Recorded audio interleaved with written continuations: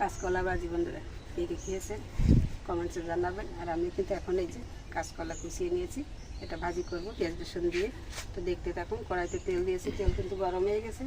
ফোড়নে দিয়ে দিচ্ছি কিছু রাঁধুনি, হলুদ দিয়ে দিলাম তেলের উপরে। এখন দিয়ে দেবো পেঁয়াজ রসুন, দিচ্ছি রসুন, এটা কিন্তু আদা চাষা করে নেওয়া পেঁয়াজ।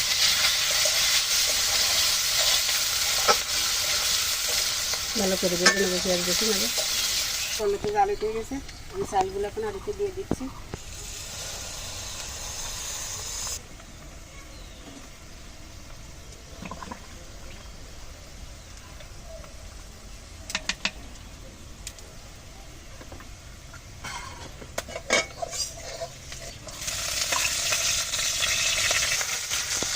পেঁয়াজটা কিন্তু ভালো করে ভেজে নিলাম, কাঁচা লঙ্কা সাথে দিয়ে দিচ্ছি।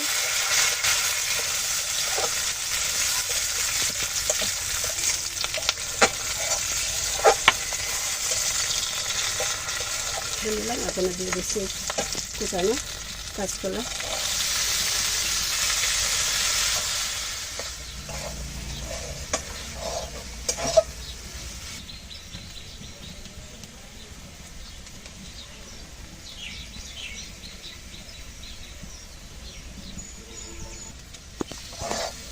কিন্তু চিরাই হয়ে গেল, আমি এখন দিয়ে দেবো অল্প একটু সরিষা বাটা।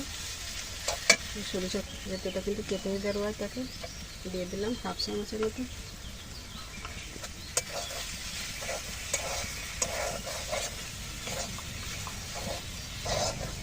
কিন্তু রান্না হয়ে গেল, দেখুন দলা হতে যাচ্ছে, আর কিন্তু কড়াইতে লেগে যাচ্ছে না। খুব বেশি একটা তেল করে দিয়েছে। এখন আমি একটু ঢাকা দিয়ে রেখে দেবো নামিয়ে, তারপরে নামিয়ে দেখাবো আপনাদেরকে তুলে নিয়ে। ভালো আমি কিন্তু একটু ঢাকা দিয়ে রেখেছিলাম, দেখুন কত সুন্দর নরম হয়ে গেছে। এখন আমি তুলে নিচ্ছি।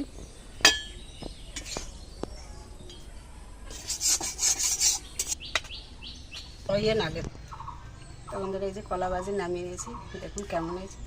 দেখতে যতটা লোভনীয়, খেতে কিন্তু ততটাই দুর্দান্ত হয়। তো আপনারা বাসায় একবার করে দেখবেন এইভাবে। কাঁচা কলা, এগুলো কিন্তু ছোটো কলা, একসাথে খোসা সহ কিন্তু আমি কুচিয়ে নিয়েছিলাম।